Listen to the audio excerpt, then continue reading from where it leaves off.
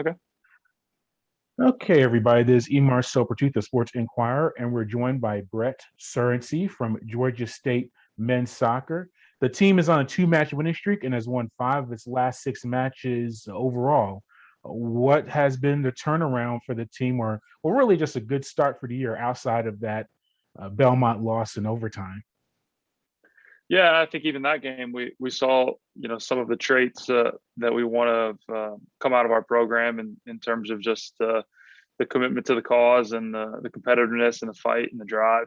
I think you've seen some of that. I do still think there's room to grow and improve in terms of the on-field play, but I think the biggest thing that's coming around, and I thought that you saw it clear as day on Tuesday against Davidson is just the fight and the grit within the program. We were fortunate to score early, and then the second half, I think we got the best out of Davidson and the weather too. We played for probably the last 20-25 minutes and absolutely pouring down rain.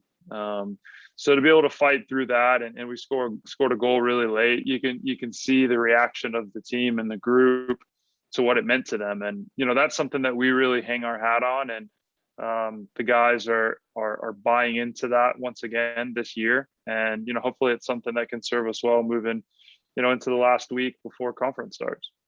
Let's go to the Winthrop game. You won a 4-2 victory at Winthrop on September 18th. You got three first half goals in that contest, including two in the final 2 minutes of the half. So how big was that for you going into halftime with a 3-0 lead and being able to hold that for the victory? Yeah, I think it was really good in particular because I thought we had some pretty clear cut chances before that we didn't put away. So I think from a psychological side of things, it was helpful. Obviously going into the break and having a 3-0 lead.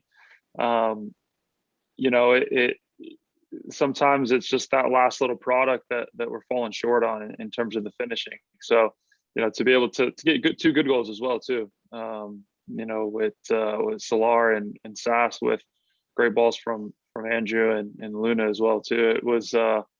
It was something that was a big boost, obviously, right there at the end, and helped shape maybe a different conversation at halftime. And it's something that I think obviously was a big boost at the time.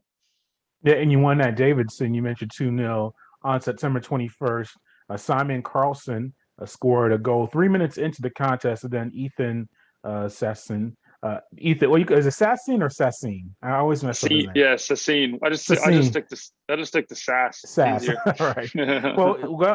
Well, Ethan Sass, he got the goal with just a few seconds left in the contest to make it 2-0. But what about the goal by Simon? He was able to get it. It was assisted by Brian Silva. Was able to work his way into the box for the goal. How big was that for you to get a fast start to the contest? I think in that particular game, it was obviously, really important because we essentially played the whole game a goal up, and goals certainly change games. So I think that helped us in that respect. But I think bigger picture, we really challenged the guys going into the game and going into the Winthrop game as well too, is starting a little bit faster. And not necessarily does that always result in goals, but just having the energy and the focus from the onset. I think we've started some of the games a little bit slower. So, I think with that, premise in mind, it was big. Again, it won't always result in a goal, but I think we saw the merits of, the level of focus and mentality at the onset of the game, not waiting to maybe make changes from the bench to see that. So that was huge, and it was great for Sai. I think Sai's had a really good start to the season. So, to be able to reward him, so to speak, with a goal is huge. And, I thought we just did a really good job of starting that game off on the right foot. And, it was a big boost for us in that game. Yeah, and junior goalkeeper Gunther Rankenburg, he had his third clean sheet, third shutout of the contest. We just spoke with him earlier today. That interview was up on the site. And he's just mentioned the comfort level of being the main man as goalkeeper. This first 2 years, you had a platoon of different goalkeepers kind of working alongside him, getting different starts or different times to start. He's gotten every minute so far this year. What about his maturation and him being the lead goalkeeper for the team this year? Yeah, and I think those years of having some really good competition in the goalkeeper position has put him in this spot now. Where he's really prepared for it, and it's something that we talk about with our current goalkeepers now, in that the growth that Gunther had from when he got here as a true freshman to where he is now. We were and we are big proponents of that competition, and how that helped his development. So, when you talk with Coop and you talk with Stevo, it's easy to say, hey, this guy was here at one point, maybe where you are, and because of his drive and his competitiveness and his fight, he's put himself into a position to where, he's a really top-notch goalkeeper. And that's not to sell him short when he got here. It's just the growth and the improvement that we've seen in that in that time frame has been really, really exciting. So he's really taken on the lead role, and he just seems to have a knack of, he doesn't necessarily get a lot of action per se, but when it's time, and when he's called upon, more times than not, he's going to get the job done. There's no doubt about that. We just got to stop conceding pens. we've conceded Yeah. four penalties this year, so those are four of the goals that he's conceded, unfortunately, and those never favor the goalkeeper. Yeah, definitely. And you also, we spoke about his time with Peachtree City and Mhm. USL 2 this summer, and how it helped him develop his game. What role do you play in that, in not only setting up things over the summer for the guys in the off season, but their professional aspirations? We're familiar with other sports and how they operate, as far as scouts coming to the contest, having combines and things, even MLS. I'm familiar with that Mhm. aspect of it, and them going to collegiate stuff and scouting. How does that work in the college game for you as a coach, and how do you help your guys in that process? Yeah, similar in other areas. We sort of pride ourselves with where the program is, that if you're playing at a high enough level, you'll be seen, and you'll have opportunities and chances to go. And Oris was a good example of that. He obviously had a couple good years in college, and as you start putting together a portfolio of I guess good play at our level, then not only within our program, but other programs recognize that as well too. So, if someone's calling us and saying, "Hey, tell us about player X, Y, and Z," and give your feedback on your own player, they may say, "Who else have you played?" And I think that's where, we're coming into the picture now too, where we have guys that are successful, and we play against other high level programs as well too, that other people are feeling comfortable enough to say, maybe you should watch this guy too. And again, Aris is probably a really good example of that, and he parlayed a good college career into the professional ranks now too. So the summer league stuff helps with that too, NPSL, USL too, just because it's more and different exposure. So at the end of the day, I think the eyes on the college game and the summer league game are there. It's just a matter of performing, and if you can do that, then and the right people are watching at the right time, then you can put yourself in a good position.